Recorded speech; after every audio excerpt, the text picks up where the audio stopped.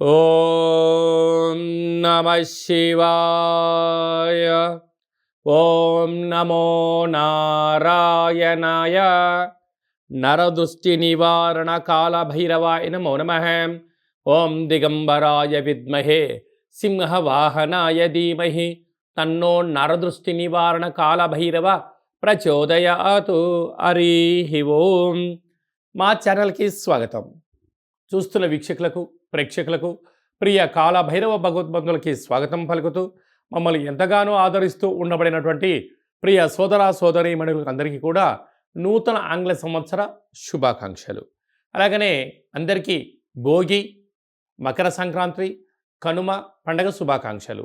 1/1/2025 నుండి 15/1/2025 వరకు పుట్టినటువంటి వారందరికీ కూడా ముందస్తుగా జన్మదిన శుభాకాంక్షలు. అలాగనే గతంలో ఏదైతే కార్యక్రమాలు ప్రారంభిస్తున్న వారందరికీ కూడా సంపూర్ణమైనటువంటి వార్షికోత్సవ శుభాకాంక్షలు. కనుక నూతన ఆంగ్ల సంవత్సరంలో 2025లో అందరికీ శుభాన్ని, జయాన్ని, ఐశ్వర్యాన్ని, ఆనందాన్ని ప్రసాదించాలని, ఎవరైతే ఏ వృత్తులు అయితే చేస్తున్నారో వారందరికీ కూడా అష్టకష్టాలన్నీ తొలగిపోయి అష్టైశ్వర్య ప్రాప్తి కలిగించాలని మనసారా కాళభైరస్వామిని కోరుకుంటూ అందరికీ ఆశీర్వచనం.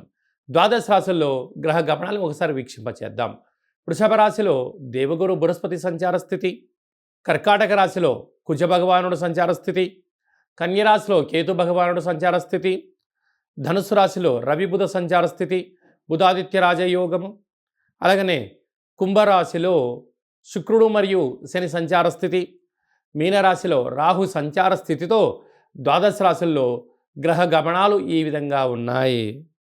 సింహరాశి వారికి ఈ నూతన ఆంగ్ల సంవత్సర ప్రారంభకాల సమయంలో ఎలా ఉండబోతుందో ఈ వీడియోలో సవివరంగా సంపూర్ణంగా తెలుసుకుందాం. సింహరాశిలో ఏ నక్షత్రాలు వస్తాయనగా మఖా నక్షత్రంలోని 4 పాదాలు, ఉబ్బా నక్షత్రంలోని 4 పాదాలు, ఉత్తరా నక్షత్రంలోని 1 పాదం కలిపితే సింహరాశి అవ్వడం జరుగుతుంది. చాలామందికి పుట్టినటువంటి కాల సమయంలో డేటా బర్త్లు లేనటువంటి కారణం వలన పేరు యొక్క మొదటి అక్షరాన్ని అనుసరిస్తూ ఆ రాశిని తెలుసుకునే ప్రయత్నం చేద్దాం. మా, మీ, మో, మే, మో, టా, టీ, టు, టే అక్షరాల వారందరూ కూడా సింహరాశి జాతకులే. సింహరాశి యొక్క అధిపతి రవి భగవానుడు.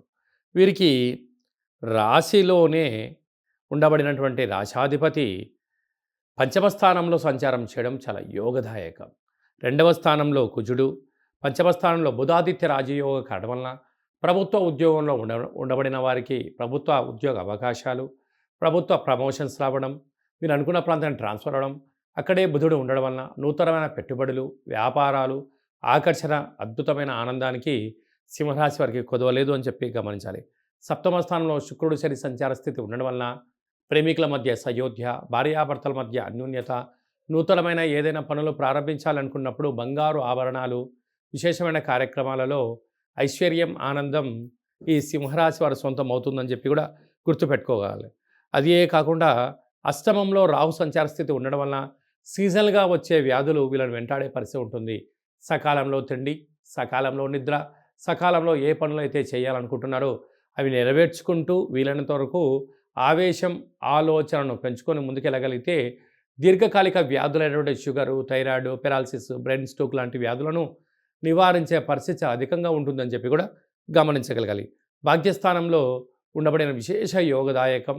రాజ్యస్థానంలో దేవగురు బృహస్పతి సంచారం చేయడం వలన విద్యలో, ఉద్యోగంలో, విదేశానంలో, వ్యాపార రాజ్యంలో వీరికి వీరే సరిసాటి అని చెప్పి గమనించాలి. వ్యయంలో కుజ భగవానుడు సంచారం చేయడం వలన కుజదోష ప్రభావ కరడం వలన నిప్పుతో, నీటితో, యంత్రాలతో, ఆయుధాలతో, పవర్లతో దయచేసి మీరు చెలగాటమాడొద్దు. ఎందుకనగా వ్యయంలో కుజుడు ఉండడం వలన కుజదోష ప్రభావం కారణం వలన రుణ సమస్య, రోగ సమస్య అధికమవుతుంది. కనుక ప్రయాణం చేసేటప్పుడు తగు జాగ్రత్తలు అవసరమని చెప్పి కూడా మీరు గుర్తుపెట్టుకోగలగాలి. ఈ వీడియో మీరు చూస్తున్నారు అన్నట్లయితే కాళభైరవ స్వామికి స్మరణ చేసే సమయము, కాళభైరవ స్వామికి భక్తుడిగా మారే సమయం ఆసనమైందని చెప్పి మీరు గుర్తుపెట్టుకోగలగాలి.